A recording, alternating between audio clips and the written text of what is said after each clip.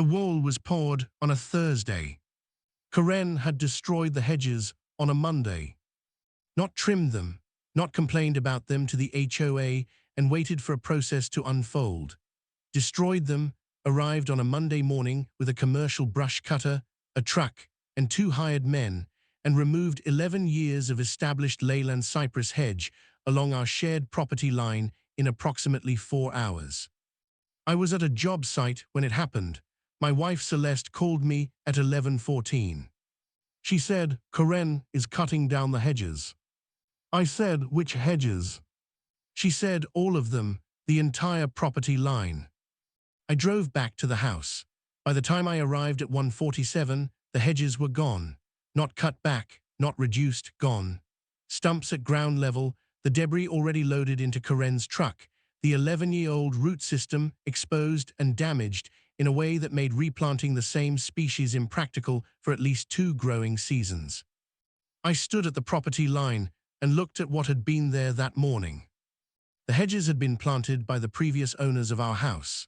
11 years old when we bought the property, 18 feet tall at their peak, dense, providing complete visual privacy between our backyard and Karen's property, sound attenuation from her pool area, and the specific quality that mature landscaping gives to a property that cannot be replicated quickly or cheaply. They had been on our property. I had the survey to confirm this. I had commissioned it in month 2 of our ownership specifically because Karen had been commenting on the hedges since before we moved in, and I had wanted to document their position relative to the property line. They were 8 inches inside our property line at the closest point. They had been ours. Karen had destroyed them. I photographed the stumps, 41 photographs, complete, covering every stump along the entire length of the property line from the front fence to the back fence. I photographed the exposed root systems. I photographed the property line stakes, still in their correct positions, which confirmed what the survey had established. Every stump was on our side of the line. Then I called Leonard. He said she cut them down. I said all of them, 4 hours. She had a brush cutter and 2 hired men. He said, "On your property."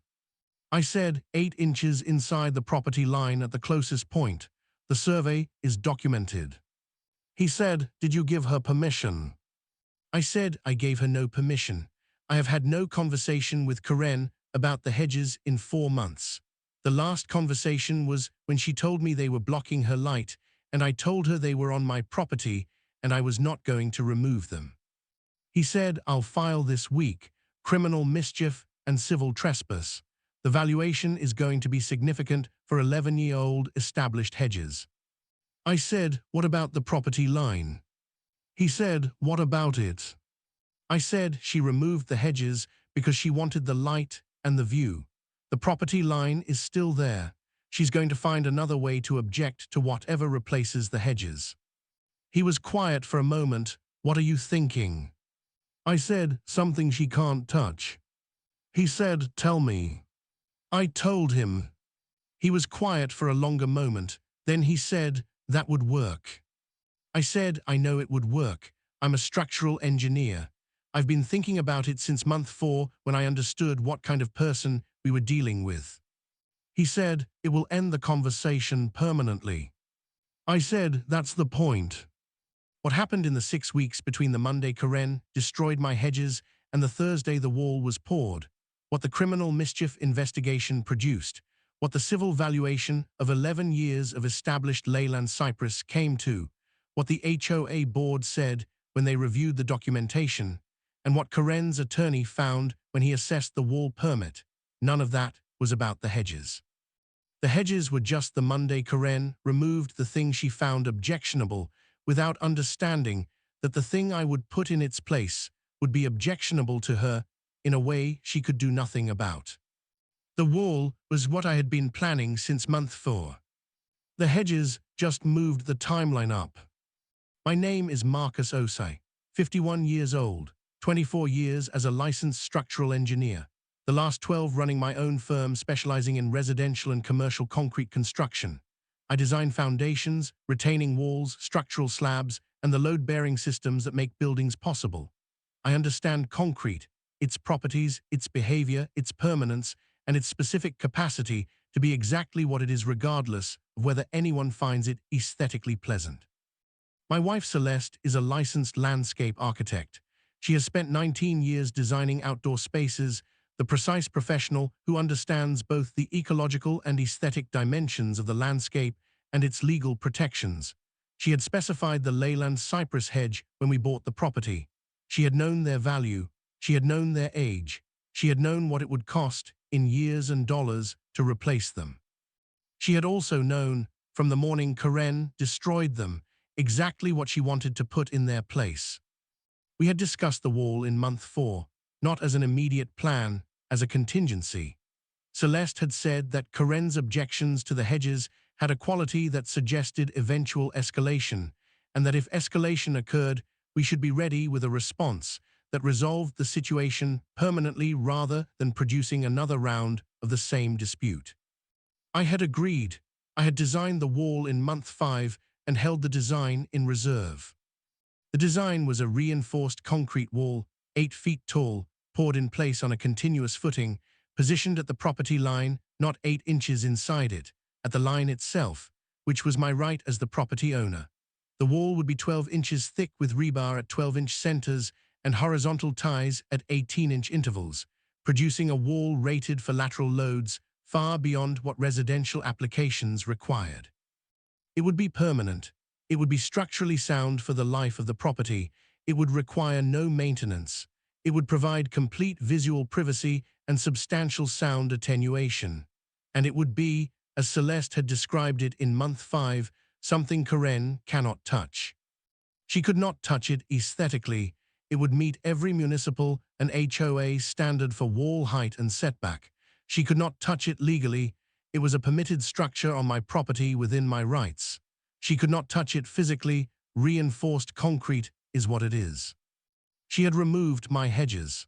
I was going to replace them with something better in every dimension except the one she objected to. I had been waiting for her to give me a reason to build it. Monday gave me the reason. Let me describe the 22 months that preceded Monday, because the wall did not emerge from nothing.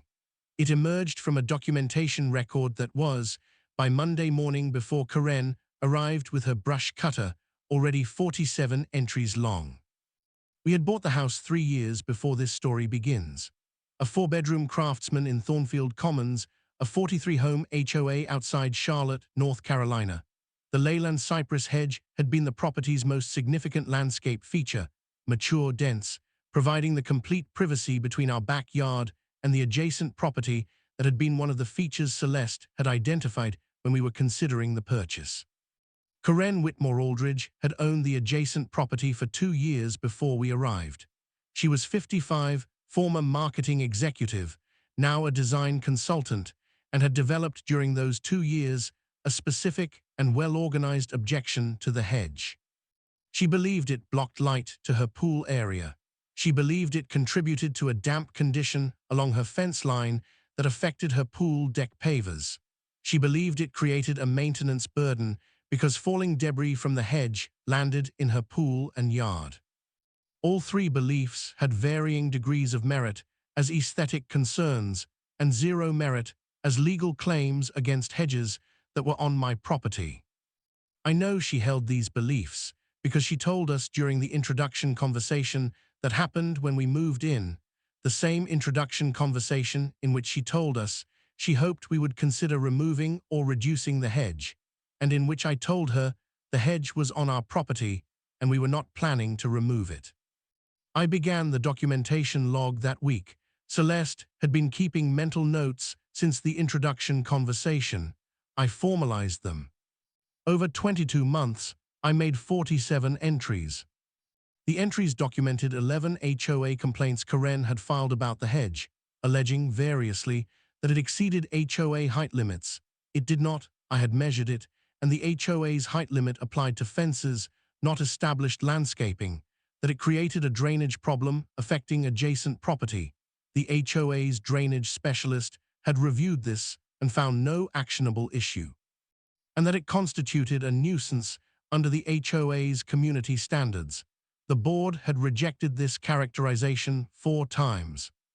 The entries also documented 3 conversations in which Karen had offered to pay for hedge removal, the most recent of which had occurred in month 20 when she had offered $8,000. I had declined. The hedges had a documented replacement value of significantly more than $8,000, and I did not want to remove them. The entries documented 2 letters from Karen's attorney proposing various forms of mediation or negotiated resolution. I had responded to both through Leonard with the same position.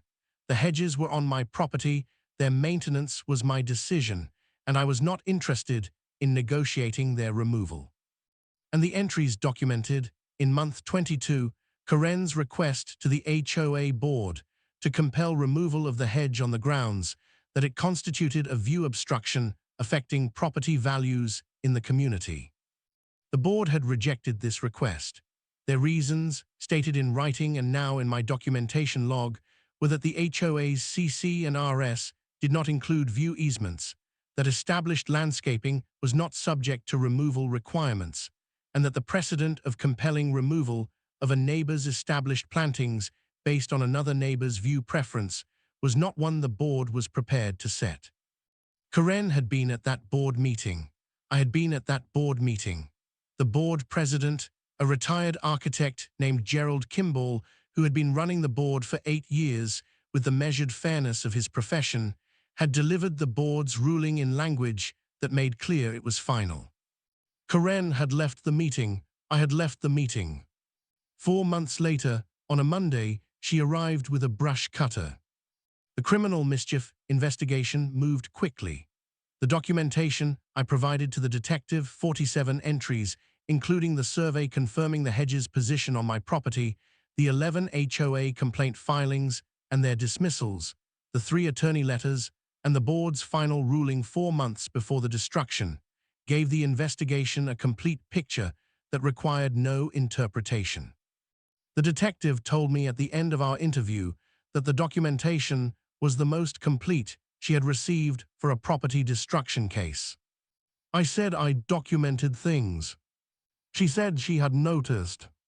The criminal charge was criminal mischief, a Class H felony in North Carolina for property damage over $1,000. The valuation of 11-year-old established leyland cypress in a mature landscaping context, calculated by a licensed landscape appraiser Celeste, had retained the day after the destruction, was $41,000.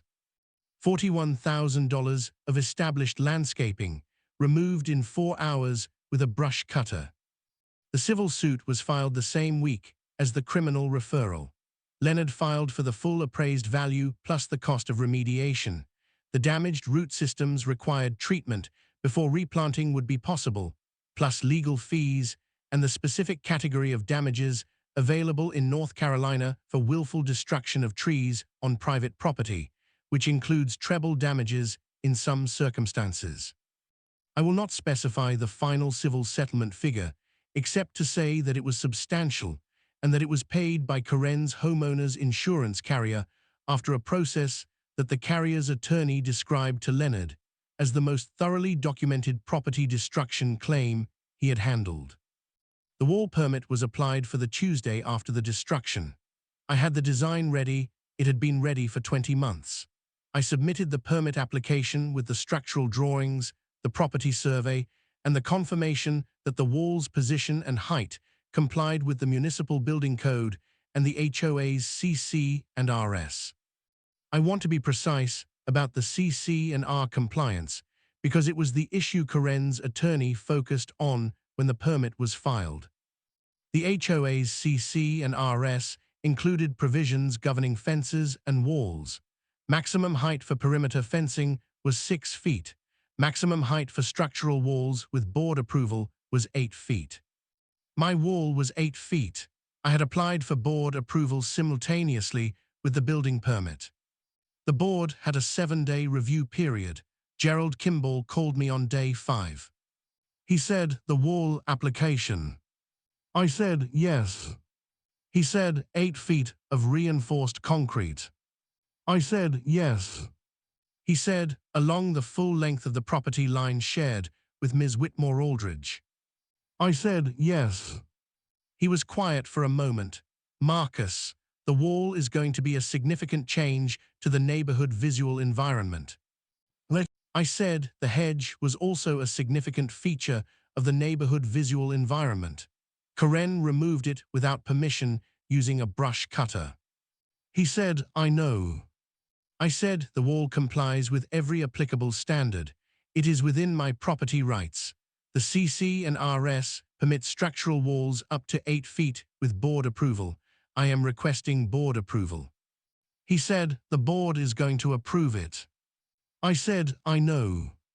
He said, Karen has already submitted a complaint opposing the application. I said, of course she has. He said, the complaint argues that the wall is retaliatory and that the board should deny approval on that basis. I said, is that a basis the board recognizes for denying a structurally compliant application within the property owner's rights? He said, no, it is not. He said, the board approves your application. You'll receive the formal notice tomorrow. The formal notice arrived the next morning. Board approval 5-0. The building permit was approved by the city on Thursday, 3 days after application, because I had submitted complete engineering drawings and the city's plan reviewer had no questions. The contractor arrived at 6 Monday morning to begin excavation for the footing.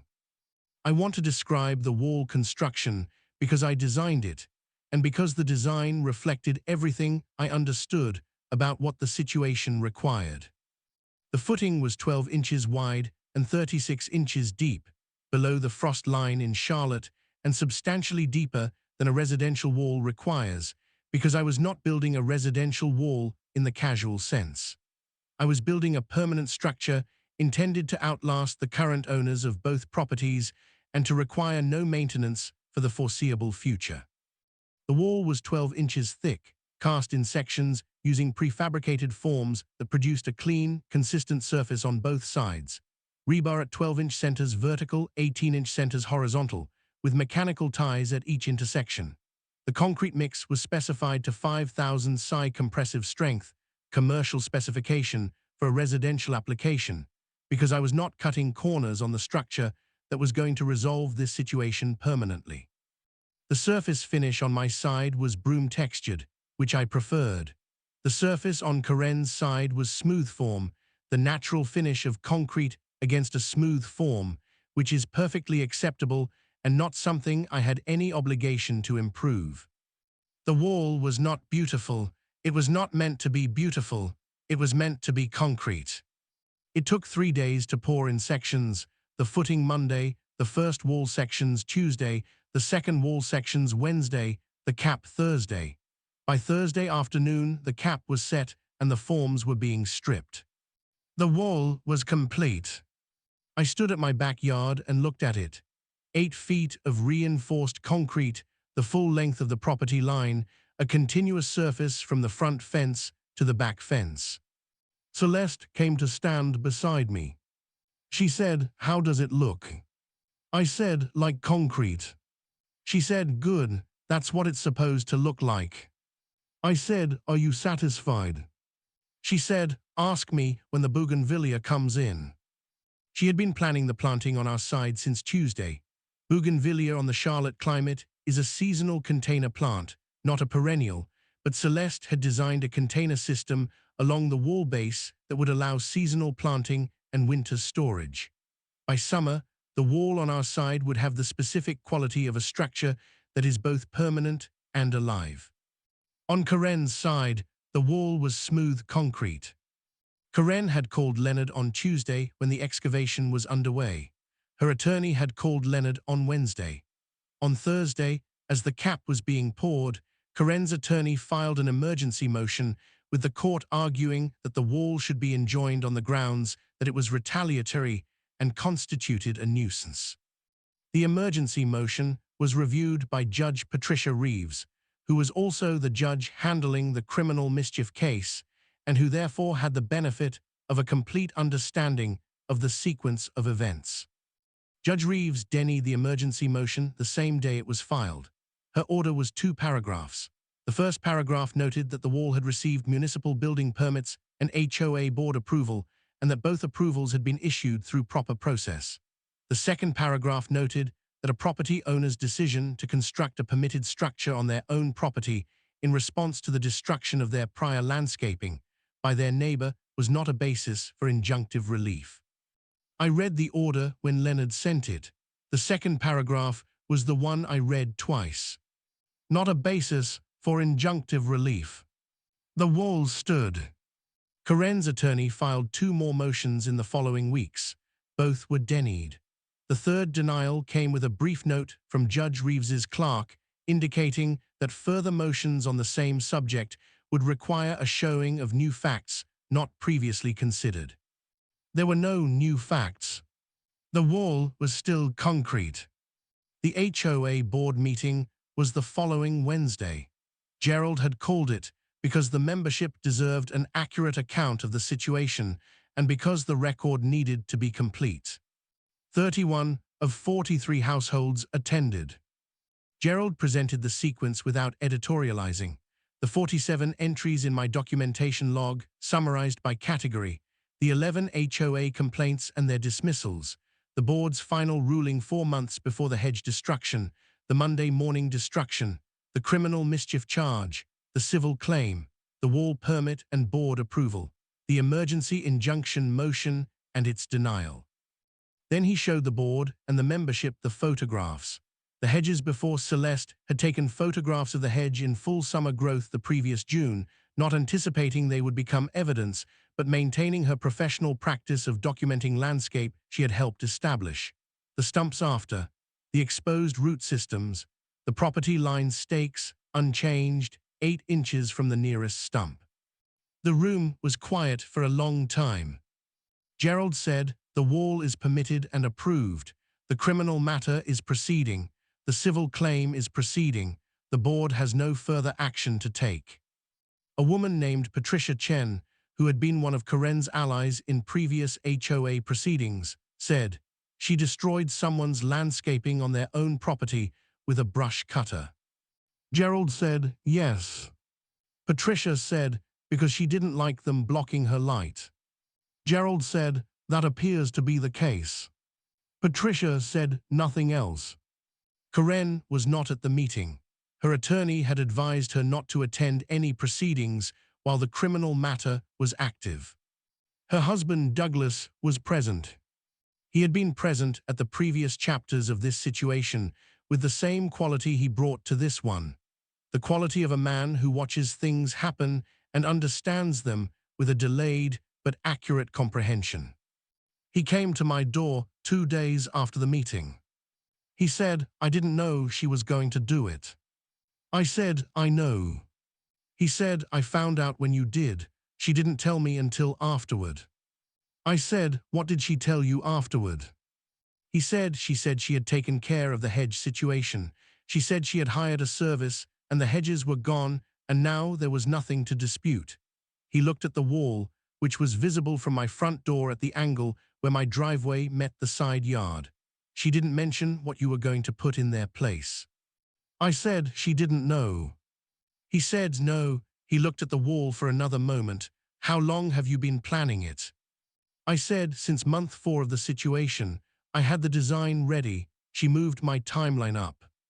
He said, "The wall." I said, "Yes." He said, "Is it?" He stopped, restarted. "I understand why you built it. I'm not questioning the decision. I'm asking, is there anything that—" I said, "The wall is permanent. It is on my property. It will be there as long as the property exists." He nodded slowly. He said, "The criminal matter." I said, "Is proceeding." He said, "The civil claim." I said, "Is proceeding." He said, "Is there a resolution that doesn't require everything to go to its conclusion?" I said, "Calvin is available. The parameters are the full appraised value, the remediation costs, the legal fees, and an acknowledgement that the hedges were destroyed without authorization." He said, "She'll resist the acknowledgement." I said the criminal charge includes it implicitly. An acknowledgement in the civil resolution is less consequential than a criminal conviction. He thought about this. I'll speak with Philip. He shook my hand and left. The civil resolution came 4 weeks later.